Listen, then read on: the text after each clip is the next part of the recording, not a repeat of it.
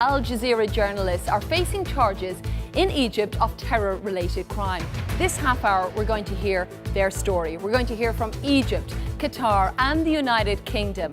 Now, if you have a computer or a phone nearby, you are very welcome to get in touch with us in all the usual ways.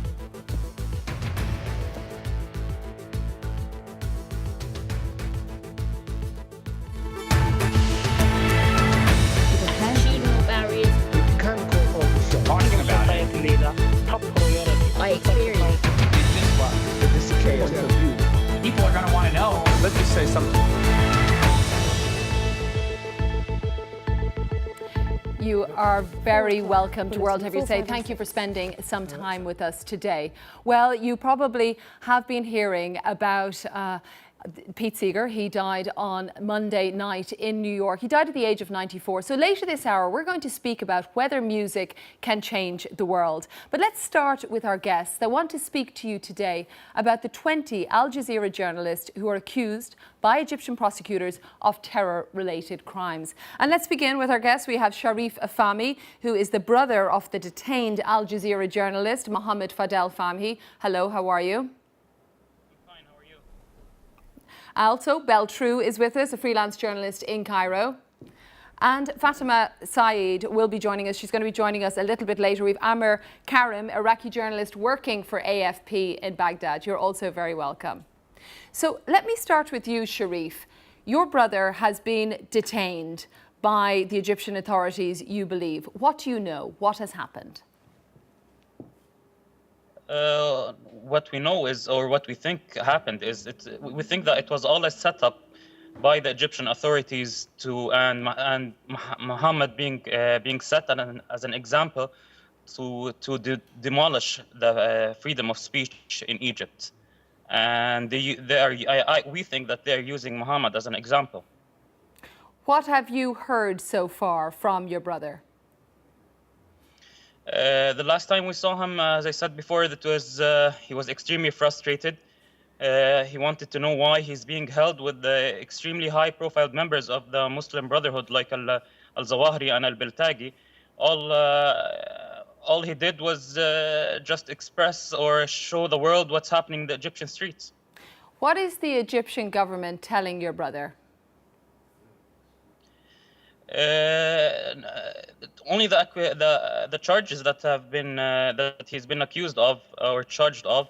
It's all insane charges. Nothing related to Muhammad at all. He was just a journalist doing his job. He joined Al Jazeera 3 months ago only, and he has nothing to do with all of this.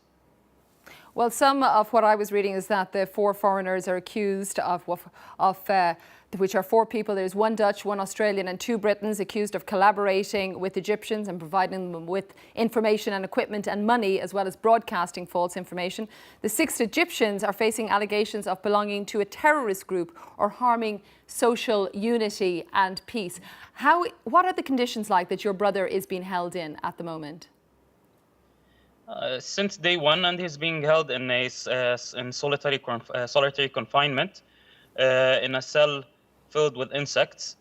It started to get better after the Canadian embassy provided counselor service, and they have provided blankets and training suits for him. And then suddenly, after the 26th of January, on the 26th of January, the Egyptian authorities have taken away everything as a punishment due to the explosions that occurred on the 24th of January. So just a few days ago. Well, let's bring in Beltrue. You've heard a little bit of what Sharif is talking about there with his brother, the conditions he's been held in and the accusations that there are against him. Tell me what it's like to be a journalist in Cairo right now. Well, I mean, to be quite frank, it's a bit worrying and quite scary when you have 20 journalists who are facing trials, on terrorism charges. We know that there are at least 4 foreigners amongst that group. We don't have confirmed list of names. So when that news first broke, a lot of journalists here are wondering if they themselves are on the list, even though we don't, work for Al Jazeera. But what we're really seeing here at the moment is a backlash from the state, who have said that they do encourage foreign journalists to cover the situation, but they're not really showing that in their actions. when you have this amount of people who are facing trial on such, serious charges, it does make you fear that maybe that might be you in the next few days. I mean, and that also adds to the pressure that we have here when we're reporting on the streets, which has become increasingly difficult now that the public really do see foreign journalists as being in league with the Muslim Brotherhood and what they perceive to be terrorist organisations. So we're getting difficulty on the street as well as pressure from the authorities. I'd like to bring you to a video that you would like to watch, just to tell us a little bit more about what some of you have been getting in touch with us and telling us. Burhan is a Syrian living in Switzerland and took the time to send us this video in reaction to this story. As usual, to be a journalist in community controlled by military regimes, it's very dangerous. Today, I don't wonder when I hear that Egypt follow the journalists and want to arrest them, because from the first moment which Sisi come to controlling Egypt, who's follow that footsteps of Hafez al-Assad and his corrective movement in Syria in 1970. So that's Burhan there speaking to me. Ammar Karim, I'd like to bring you in. You're in Baghdad. I'm hearing from the stories in Cairo that indeed they're beginning to feel this pressure, some of the journalists that are there. But Baghdad has been in turmoil for many years. What has the situation been like from where you sit? Actually, the situation is getting really, really hard for journalists in Iraq. Freedom is like shrinking day by day. We're facing a lot of trouble in the street. I mean, holding a camera, reporting in an area, it's more more dangerous than holding a weapon. So, like, government is dealing with the journalists, with the reporter as enemy. Wherever they see them, they stop them, they hold them accountable, and they have a very bad experience, except recently. And at the same time, I would say that sometimes government is having their worry, a lot of violence, a lot of attacks on daily basis happening. So they try to do all the measures they can do to protect their own land. But I mean, in the same time, there is violence. I have bad experience 2 days ago, just for suspecting me in a court that I'm taking picture for like a prisoner. He's MP. I was held in custody for 1 hour with putting a hood on my head, and I was handcuffed, interrogating very badly. I thought I'm gonna be like missing in this in Baghdad. I don't know how can I get out of all of this. But you stayed, even though there's those pressures for you to perform your job in that way. I mean, it's my job, so I have to do it, whether it's safe or not safe, but I have to do my job. And as you know, in Baghdad, it's on daily violence. We have to report about it. But it seems that from the other side, government try to make the image are rosy. It's nothing happening, stable, and I don't know what's the benefit they gonna get that from. I mean, it's not useful for them, but it seems they try to just hide, make the image is. So you feel the story is very different when you're on the ground. I want to read a piece from Al Wafd, which is an Egyptian newspaper, and it says suspicious relations between the terrorist organization and the Western press, $3 billion to tarnish the Egyptian revolution. Let me put that to you, Sharif, when you hear that and hear about that headline. They're characterising the Muslim Brotherhood in one way, saying they're working with the US and the EU channels through their Islamic institution in Munich, and to explain their point of view about the Morsi deposition. What is your reaction to that, Sharif, about how it's been portrayed? It's insane, actually, because they don't seem to have any legitimate ground on what they've been saying. It's all that it's like accusations of everything is being continued, and everyone is being in Egypt now. Everyone is being blamed for stuff they haven't been doing, and it's extremely dangerous. So the accusations from the Egyptian authorities are continuing to reach to everyone. So no one knows what else is going to be said about them. Well, Sharif, you'll be interested to hear now from my guest joining me, Heather Allen, head of news gathering at Al Jazeera, joining us today from Doha. You're very welcome to the programme, Heather, excuse me. Thank you. Heather, we've been hearing a little bit from Sharif. He's been telling us the story of his brother. Also, we've heard from Ammar in Baghdad, telling stories of how difficult it has been for a journalist, for him in Baghdad. What is the latest that you can tell us on the people who have been detained? Unfortunately, I have nothing much more to add than I think is out there in the common domain. There have been a lot of leaks from the prosecutor's office, but we have not yet formally been charged. We expect to be charged at some point, but we have nothing. Our legal team has nothing, and our people in prison have had nothing. So right now, we are where we were last week. With the final of the 15-day detentions having been given to us. Peter's appeal was turned down on Thursday, and we await developments to see if anything happens this weekend. It's been a very difficult period for us because it's a bit like shadow boxing. Until we actually are formally charged with something, we can't fight back. So that is difficult. The charges that have been... You're just relying on leaks, and Peter Greste, just to let people know, is one of the people who has been detained. He's former BBC, works for Al Jazeera, he's Australian, and he has had a letter this week, which I thought was incredibly interesting to read, Heather, and I'm sure you did too. I can read just a little bit of it here. He said, how do you accurately and fairly report on Egypt's ongoing political struggle without talking to everyone involved? And he posted this on Facebook. He said, as a journalist, this is my battle, even though he doesn't want to become the story. Just those few lines from this long letter that he posted brings up so many issues. And I'm sure for you as head of news gathering, they're issues that you have to tackle with. Yes, and the team that was in over Christmas and New Year that were picked up are seasoned journalists that have been doing this a long time, and it really is shattering to think that we've had to stop going into the country. We've been operating there, Al Jazeera English, for 7 years now, and Arabic for 15. So it's not like we're new to Egypt. It's not that we haven't been covering news there for a long, long time, and then to get picked up and have these allegations made to us that we're terrorists or that we're aiding a terrorist organization is just something we absolutely refute. We refute it in the strongest possible terms. Is it something that was completely unexpected for you as a news organization? It was something that was totally unexpected to us and totally unexpected to me. It's every foreign editor's nightmare to send a team off on a routine assignment and have them arrested and then have them in jail for a full month before any charges are made, to have leaks come out of a prosecutor's office, which is almost unheard of and totally unethical, is something that you hope never happens on your watch. Well, I want to put some of the points that you're raising there, Heather, over to Ammar. You're in Baghdad, but as I mentioned, it's a much longer process. This is something new, unexpected.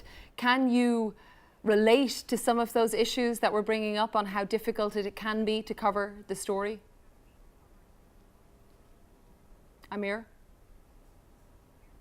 Yeah, sorry, this is Ammar, not Ammar. Excuse me. Can you repeat the question? Yes, just we're hearing some of the details coming out of Egypt, but do you think when it comes to Baghdad, that what is the most difficult challenge when it comes to covering the story from where you are? I mean, covering the story in Baghdad is even much harder than the case there in Egypt. We have two problems here.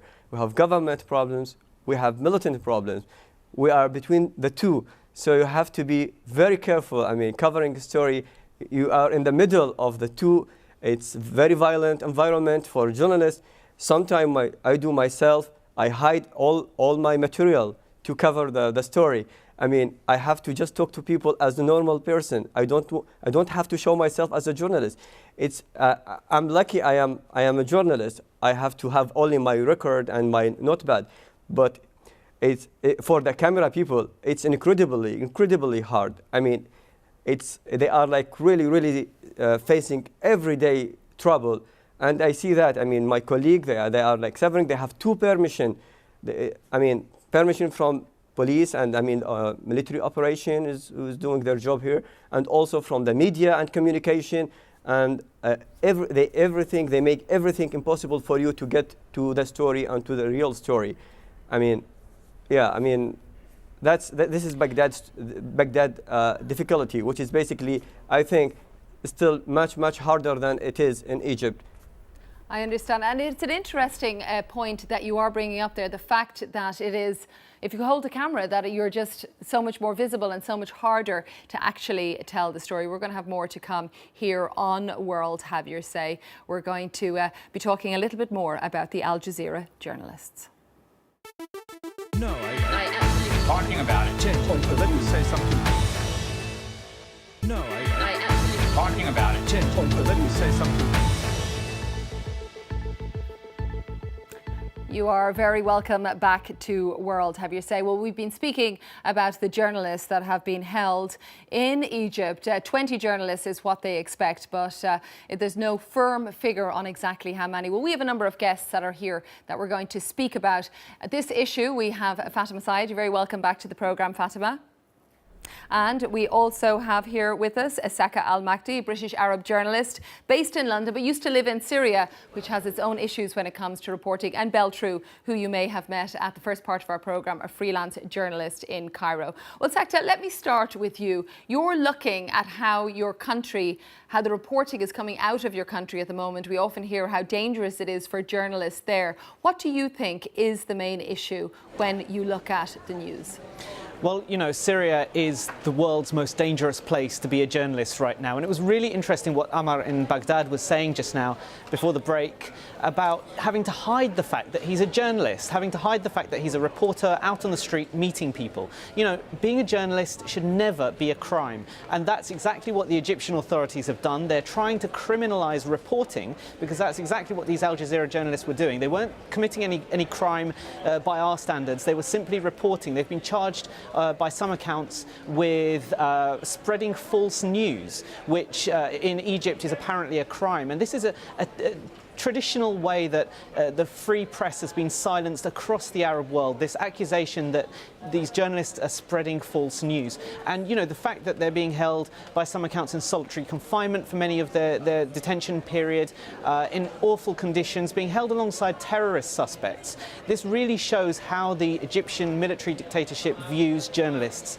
And that is that they view them as dangerous as people holding bombs and guns. Sakta, you might be interested to meet Bel True, who is a journalist in Cairo. Well, when you hear what Sakta says, do you think journalists are looked upon by some of society as criminals? Is it the government or regular citizens too?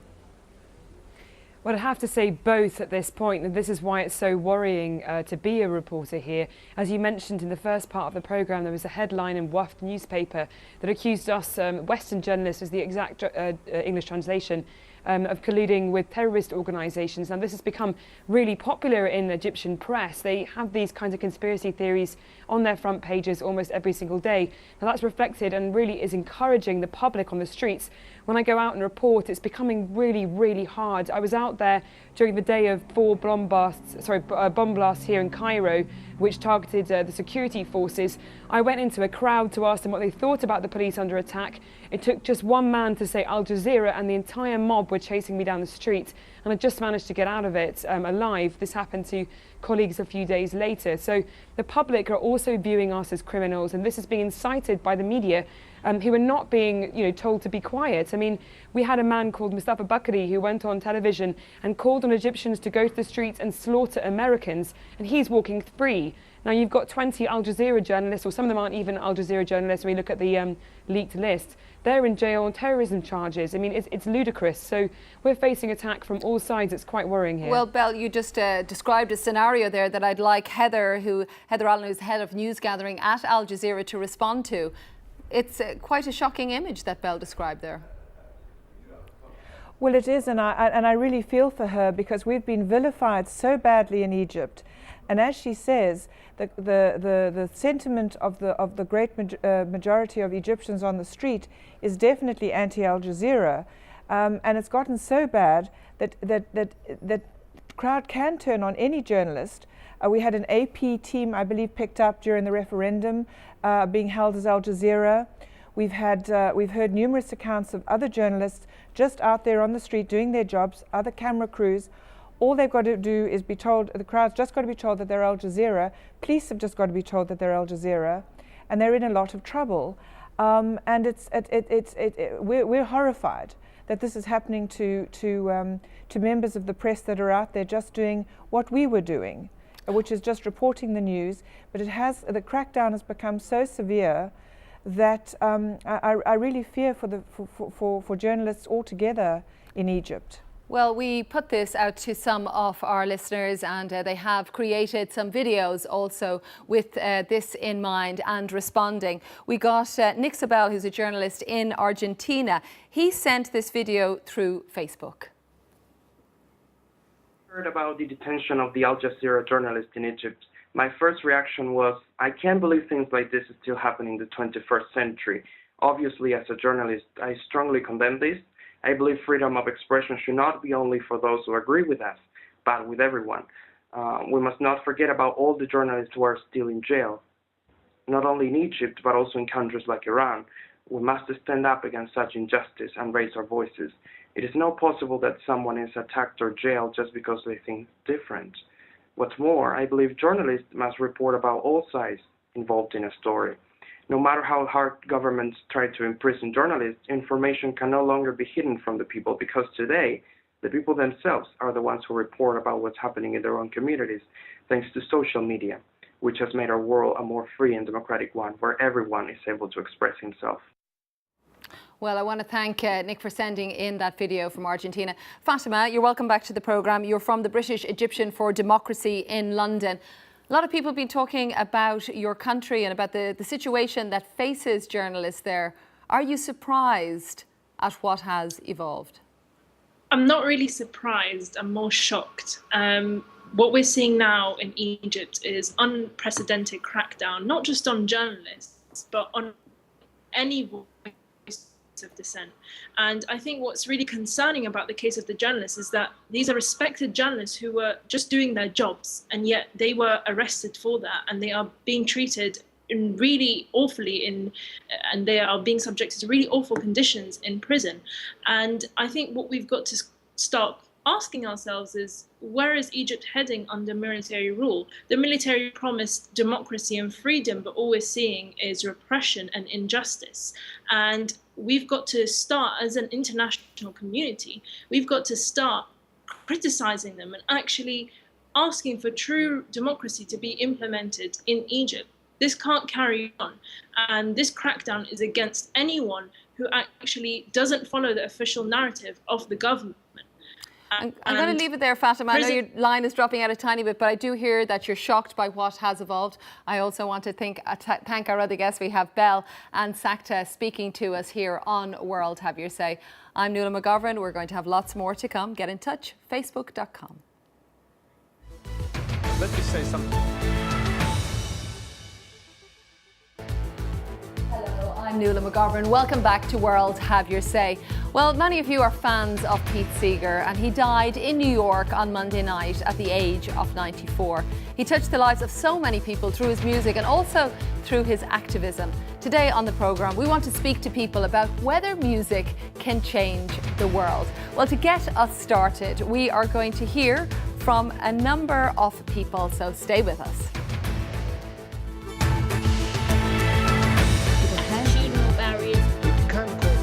Talking about it. Top priority. I experience. It's just what? This is chaos.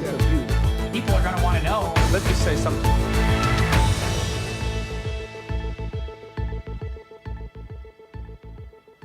Have you ever been moved to action by a piece of music? Well, this half hour we're going to talk about whether music can actually inspire action and create change. And some of you have already got in touch to talk about this. We have Rahman, who's Pakistani in Saudi Arabia. Also, we have a video from Sri Lanka in Kenya and Petros in South Africa. They took the time to send their videos about what music really meant to them. Let's take a watch.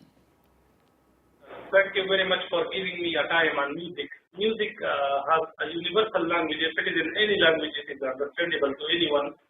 So about music, when I was small, now I'm in my 30s, when I was in my 20s. So I listened to a music, Indian songs, and because of that music, I fell in love with a girl, locally, we belong to our village. And even now we are married and we are having a very good life, and the whole credit goes to that music. It's Olonga Saita from Kenya. The opinion about music is music changes other people's mind. For example, I'm a reggae and dancehall fan, of which it changes. Reggae music talks about peace, for example, not only spreading of Rastafarism or using of marijuana. It talks of unity, many positive things.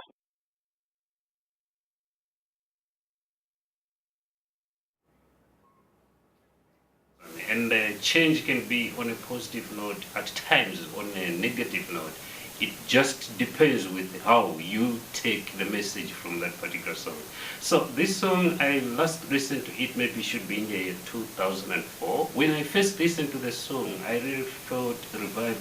I really felt completely touched, and it really told me that in life, no matter that there can be obstacles, that no matter there can be ups and downs, it can really see, you can really see things changing. You can really see that when you happen to do some things, the Lord is always there. He has never forsaken you. He has never maybe thrown you down. So I want to thank you for getting in touch and sending in those videos. Maybe some of them inspired you. Maybe you want to get in touch. On Twitter, you can use the hashtag WHYS. You can always find us on Facebook, facebook.com/BBC World Service and World Have Your Say. Well, let's have a chat now with somebody who has inspired many people. I'm delighted to say that we have here with us Johnny Clegg, a musician in South Africa, was a man that inspired many people. But I'm going to let you tell the story instead, Johnny, instead of me. A little bit, perhaps we'll start with Pete Seeger, who really inspired this segment for us. He touched many people's lives. What did Pete Seeger mean to you? Pete Seeger was a very important moment in my life. When I was 14 years old, around about 1967, I discovered Zulu street guitar music, and I was very fascinated by it. And I started to learn it and to sing it, learn the language, and became proficient in the style. But I felt very alone. And Pete Seeger published an album. It was like 4 continents of music, singing Hindi, Russian, Swahili, and a number of other languages. And what he did is he collected these songs and he put them onto an album. And I was very inspired by that, because in my country at the time, speaking an African language was looked down upon by the white community, and obviously, I was part of that community.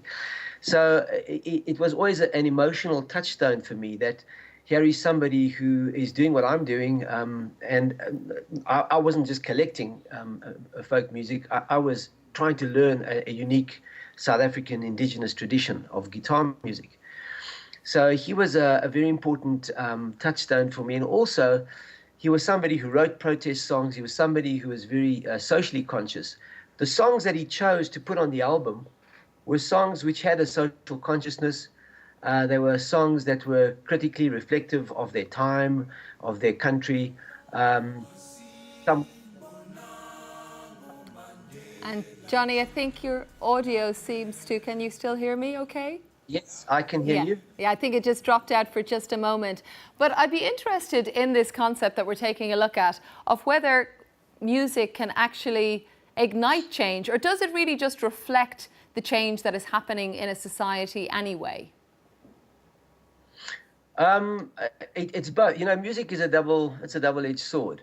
If you look in Zimbabwe, you had the famous struggle songs called Chimurenga, which is a Shona word for solidarity and struggle. And these songs were used basically and made famous by Thomas Mafumo, a great musician from Zimbabwe, during the struggle against the white settler government. In South Africa, you know, we have got a very strong tradition of struggle songs, which were sung at the funerals of activists who had been shot by the apartheid government. But there was huge censorship as well inside the country, and so one tended to find that there were songs that were propelling us forward. There were struggle songs that were reflective and just kind of expressing people's feelings. Other songs galvanized people for change. I remember in 1986, Pink Floyd's song "We Don't Need No Education" was sung by protesting colored students in the Western Cape, and it was banned by the South African government. So clearly songs do have an effect. A lot of my songs were banned, and other critical songwriters in South Africa, Roger Lucy, and many other Black African artists who put out songs which were critical of the government, were banned as well. So I think you know, music is a very powerful galvanizing force, but it can also be used you know, to support a government. So I think it's a kind of a double-edged sword, and it's really, I think, part of it would probably be part of the swelling of a movement against a particular oppressive force. People will create songs around it. And they'll create poems, and they'll create theatre, and they'll create other kinds of lots of different arts and culture. It's fascinating to hear your thoughts on it. I want to introduce you. I don't know if you know Eddy Grant, if you guys know each other already. Johnny Clegg, meet Eddy Grant. Now, Eddy, also you have in South Africa, of course, Give Me Hope, Joanna. So many people actually have been humming it in our office this afternoon as well, I have to say, when we were preparing for this show. But you've both been on the same page around the same time. And I'd be interested to hear your thoughts, Eddy, on when you hear Johnny talk about what inspired him and what he considers what music is really able to do. Well, anybody who knows music knows that it runs the gamut of almost every culture that there is. Primarily, I started listening to the music of the Caribbean, of course, because that's where I come from, Guyana, now living in Barbados. I listened to the music of the Mighty Sparrow, Lord Kitchener, Roaring Lion, people like these who were the foundation stone of our music down here. Then at about the age of 12, I came to England and got involved in traditional jazz and classical music and folk music, and got to understand that in every part of the world, there are people who write socially conscious songs. And those were basically the songs that moved me most. I got interested in the blues, which it has its own cachet. I got interested in the works of people who seem to have this social awareness, and obviously it had to rub off on me as a young artist. Eddy, I'm interested, as Johnny is here beside you, do you feel, Johnny and Eddy, and perhaps you could speak to one another about this, having so much more expertise than I do on this topic, is it something that's still culturally relevant today? And perhaps, Johnny, if you start. Yeah, I think it is, especially in developing societies. Music is still an important platform to express, you know, ideas and sentiments about problematic social situations and political situations. You know, Fela Kuti and many others, you know, set the framework and the tradition for that. But we're also incredibly overwhelmed by a massive, I suppose, bling culture and pop culture, and the idea of, you know, social socially conscious lyrics is sometimes sort of put down as sort of, hippie music, or, music that really reflects a different time and a different perspective about society.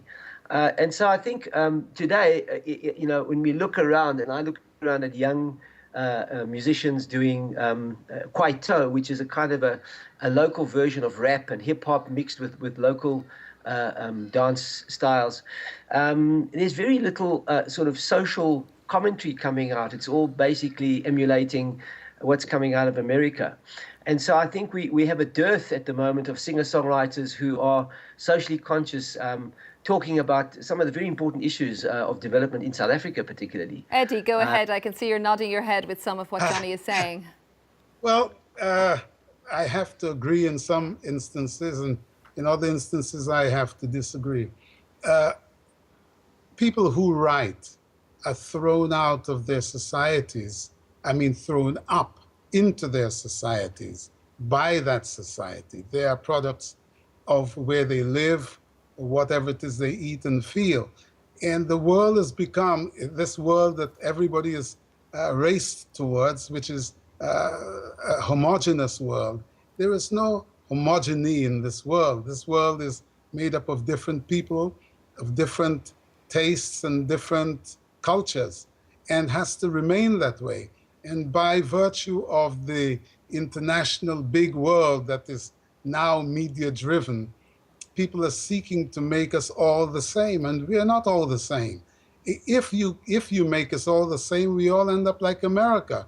And my God, America has its good aspects, but it also has tremendous negativity about it that cannot be absorbed into our little cultures and so on.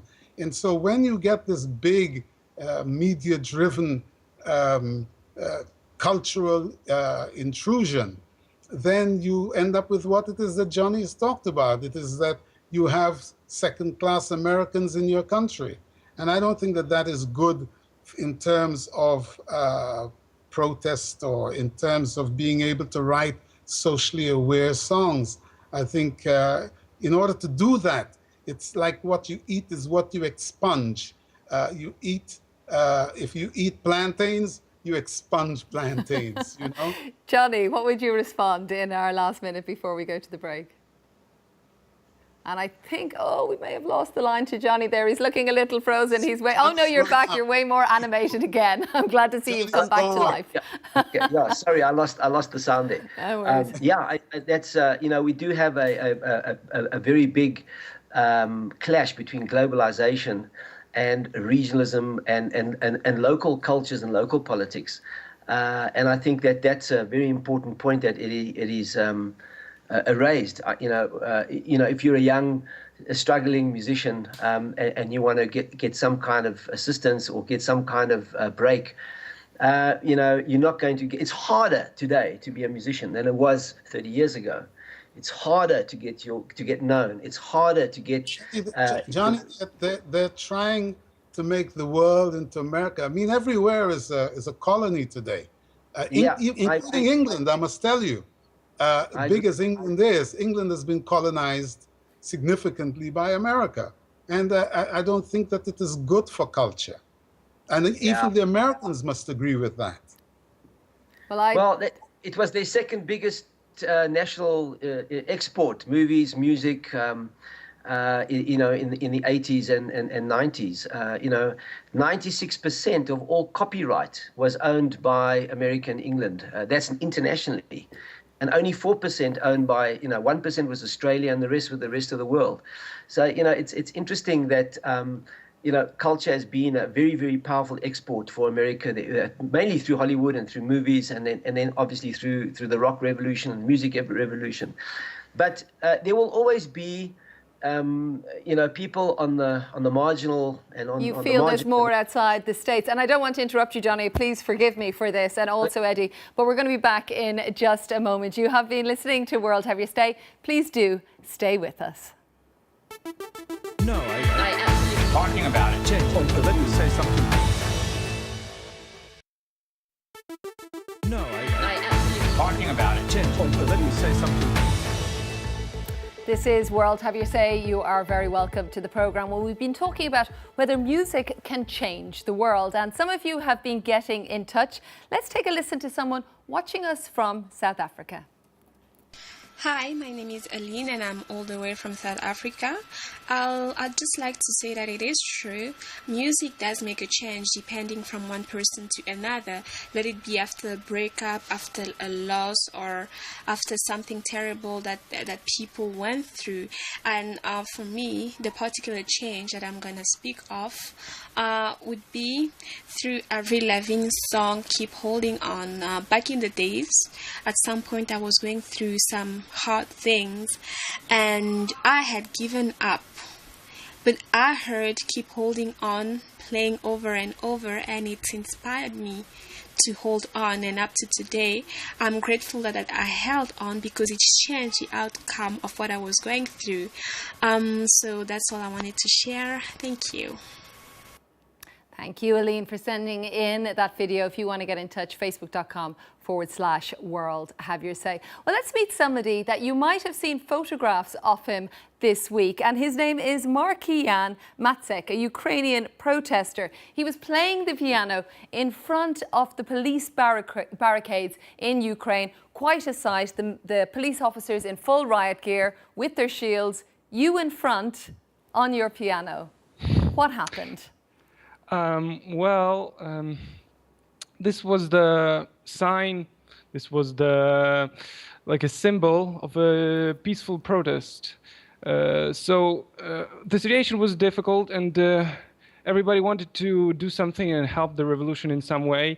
And I used my previous experience with the piano. I used it once before in my city, and decided to put it in front of the police officers. And a lot of people played it, including me. And it was much more fun. And it was a message to the policemen that we actually don't want to fight them. We just want to change the system to live in a normal country. And it was like a cheer up for all the people to play some songs, to dance, because it's cold just standing on the street and protesting. Macklemore, they'll be seeing some of those pictures that are there on the screen of your famous piano. So what about you? You had this specific experience. You're telling me that the police came over to your piano. Does it, in fact, break down some barriers then, do you think? Does it change anything? Difficult to say, but I have to believe so. One very nice story I heard after the story with the piano was that one day a person was passing by the bus with the policeman, and through the blurry window, one of the policemen have shown a mobile phone with the message in it saying, "We are with the people," which is a famous saying in Ukraine that police is with the people. They don't want to fight us. And this was a nice sign after this story with the piano.